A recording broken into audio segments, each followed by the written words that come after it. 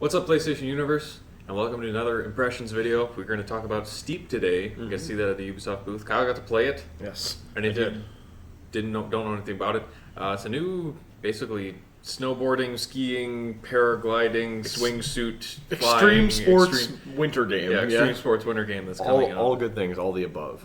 And you know what really makes it an extreme sports game, less so than categorizing any of those above, is that you have access to any of those tools, any of those recreational things at any given time.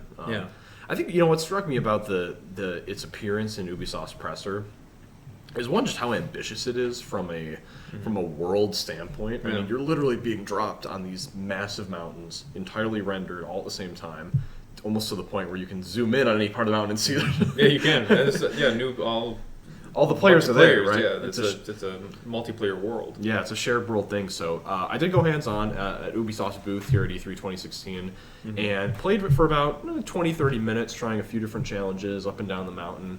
Got a sense of what it's like to actually be in the game world and say, do a challenge, get to the end, zoom out to the map, and teleport to any given time. Yeah. I was extremely impressed by how quickly that teleportation happened. I mean, it was virtually no loading whatsoever. It just dropped you on the challenge you wanted to start, which was incredible given the size of the mountain, because it's all rendered all the time.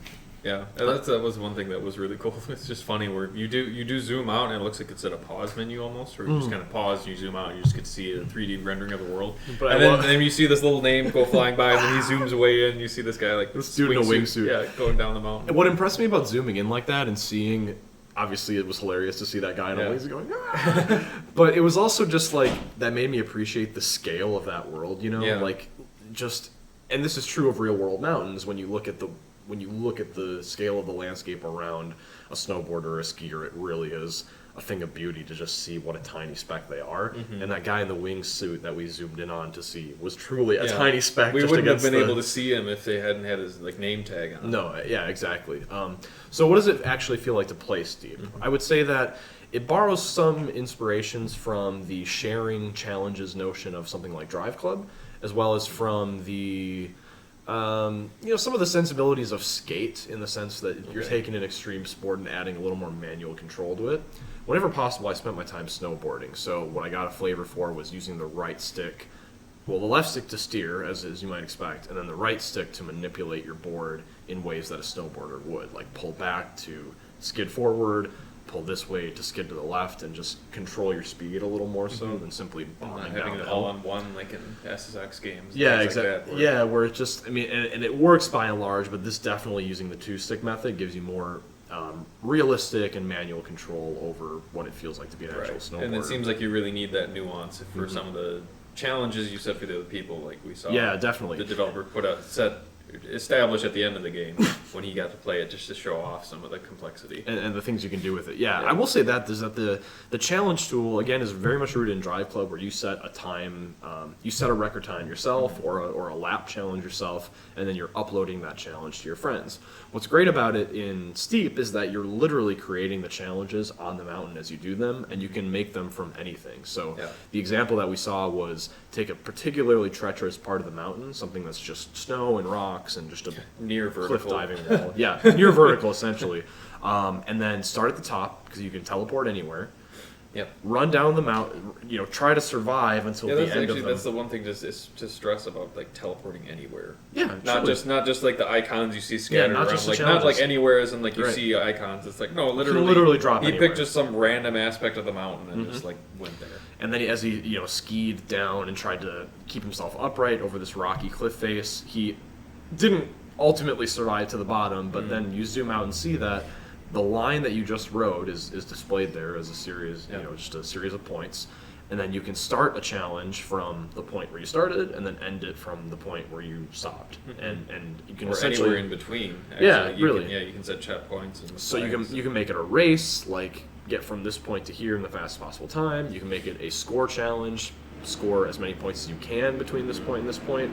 But what's just great about it is defining that path for yourself dynamically anywhere in the mountain. So you can really find a tricky part that plays to your strengths, and there's something about this hill or there's something about this forest that you're really good at, and then see if your friends can match that. Yeah.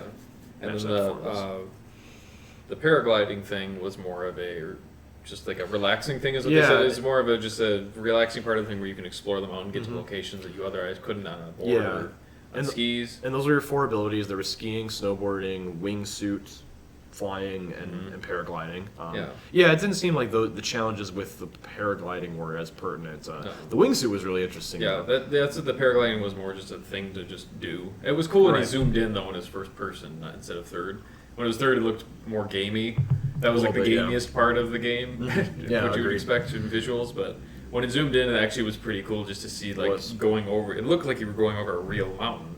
And it's all rendered in fairly realistic detail. I mean, you haven't seen like the snow effects that happen as you push snow with your board and create these really deep trenches, and with your skis as well. I mean, that's very, very realistic for mountain skiing, where there is that snowpack that you can actually push around with your board. So that was pretty accurate. And then actually one of the things too for the challenges and stuff for the races that we got to see, they weren't the actual, like, there were always other players with you when you started, but they weren't the real players. They were the ghosts of like the player tracks. Running through. So it was like you don't have any interference.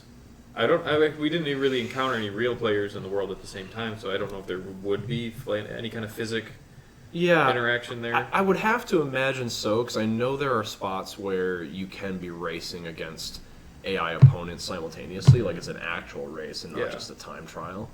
But yeah, we didn't experience that particularly. But it was kind of nice just to be able to try a challenge by yourself, but still have that feeling of being in a race, just from seeing the other people around you. Yeah, absolutely. So it was just a cool way to do that, where it keeps the purity of the gameplay without you being interfered, especially when some of the parts are challenging enough as they are, to have like 3 people all on top of each other trying to get through it. For sure, that would be rough. So. I think the thing to take away from it is that no matter what kind of snowboarding game or extreme winter sports game you've played in the past, there is an element of that in Steep. Like if all you want to do is a cool borders type race where it's 4 snowboarders, you've got a set start point and end point, you want to perfect that run kind of in an arcadey way, you totally have challenges for that. But if you want to embrace more of this exploratory thing where you just drop onto the mountain on a weekend morning or something like that, explore, kind of see what appeals to you as you go, maybe make some challenges, like it's completely open-ended, which means that you can dive into whatever element of the game most appeals to you. And every challenge and every mode in that game world was created by like random people. It wasn't, by part of the developers too, for some tutorial stuff, but it wasn't. There's no like set course layout really in terms of like these are the ones you have to hit to progress. It's like no, you just they're there. Everybody just gets around to I have a feeling building and building. Yeah, the community is really going to take this game to the next level. I think. Yeah, it's a good winter follow up to something in the spirit of Skate. I think. They probably get some really good screenshots too with the camera control. For sure. Awesome. Some ragdoll physics. Yeah, it's awesome. Yeah, so be sure to check out Steve. It actually won our sports game award of the show. Well deserved. Yeah. So be sure to keep an eye on that. There were some talks on the internet about it being confirmed for VR. We talked to the developer, and they said they were getting asked a lot. There's no plans for that happening at the moment. Or so we're told. But they're looking into it, is what we were told about that. So. And as we said when we saw during the Ubisoft presser, oh my god, how insane would that be? There would be puke everywhere.